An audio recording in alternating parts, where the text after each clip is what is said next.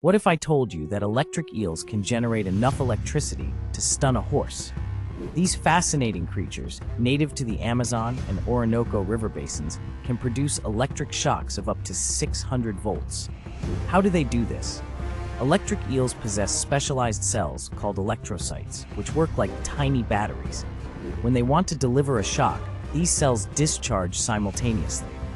They use this incredible ability for hunting, defending themselves, and even navigating murky waters. Surprisingly, electric eels aren't true eels, but a type of knifefish.